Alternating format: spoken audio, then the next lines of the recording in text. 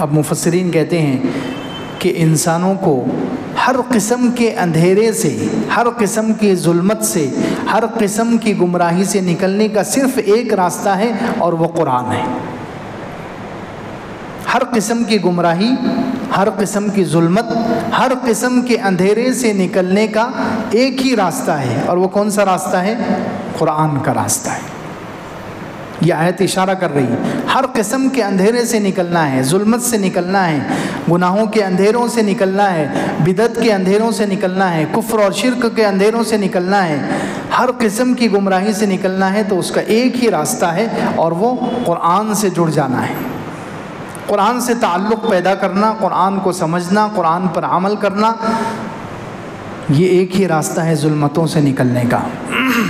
یہ آیت اشارہ کر رہی ہے کہ جب لوگ انسان قرآن سے جڑیں گے تو وہ ہر قسم کی گمراہی سے بچ جائیں گے، ہر قسم کے اندھیروں سے بچ جائیں گے، ہر قسم کی ظلمت سے بچ جائیں گے، اور جب لوگ انسان قرآن کو چھوڑ دیں گے تو وہ ہر قسم کی ظلمت کا، اندھیروں کا شکار ہو جائیں گے، گمراہیوں کا شکار ہو جائیں گے، پھر انہیں گمراہی سے کوئی نہیں بچا سکتا۔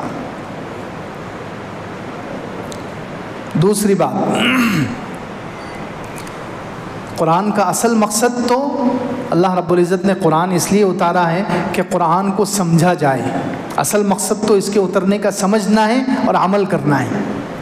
اصل مقصد تو قرآن کا یہی ہے کہ قرآن اس لیے اتارا گیا ہے کہ اس کو سمجھیں، مسلمان اور انسان اس کو سمجھیں اور اس پر عمل کریں اور گمراہیوں سے نکلیں۔ لیکن قرآن کے الفاظ بھی بہت معنی رکھتے ہیں، قرآن کے الفاظ بھی بہت طاقت رکھتے ہیں، بہت وزن اور تاثیر رکھتے ہیں۔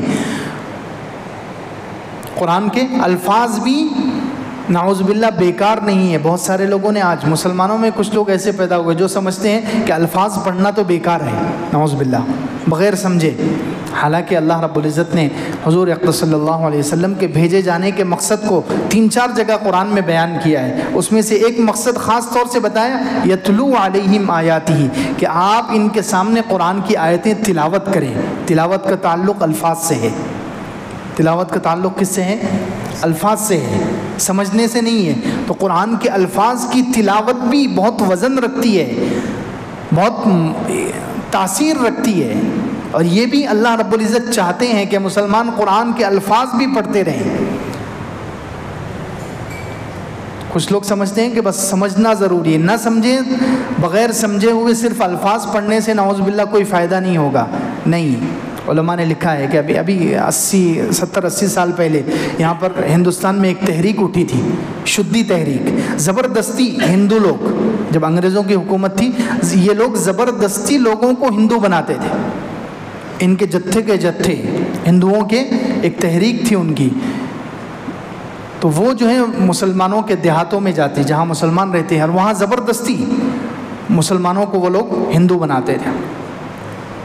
تو مفتی شفیع صاحب رحمۃ اللہ علیہ اور بہت سارے علماء نے لکھا ہے کہ اس وقت وہی لوگ مرتد ہوئے، وہی لوگ مرتد ہوئے، ایمان سے پھرے اور ہندو بن گئے، جن کا قرآن سے کچھ بھی تعلق نہیں تھا، وہ الفاظ بھی نہیں پڑھتے تھے۔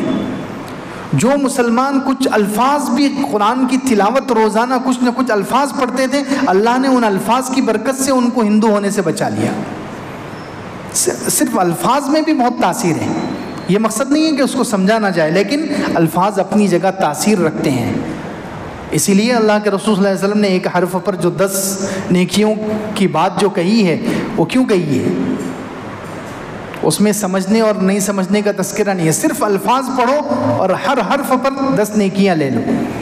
وہاں سمجھنے کا تذکرہ نہیں ہے کہ سمجھ کر پڑھو تبھی 10 نیکیاں ملے گی، ایسا نہیں ہے۔ تو قرآن کے الفاظ بھی بہت اثر رکھتے ہیں۔ جو مسلمان قرآن کے الفاظ سے بھی جڑا رہے تو یہ دل پر، روح پر، نفس پر قرآن کے الفاظ کا اثر ہوتا ہے، اور یہ انسان کو بہت ساری گمراہیوں سے بچا سکتے ہیں۔ لیکن افضل تو یہی ہے کہ انسان آگے بڑھے، اس کو سمجھنے کی کوشش کرے، پورا اس کو اپنائے، اس کو زندگی میں داخل کرے۔ لیکن کسی وجہ سے کوئی نہیں کر پا رہا ہے تو الفاظ تو نہ چھوڑے، الفاظ سے تو جڑا رہے۔ خیر،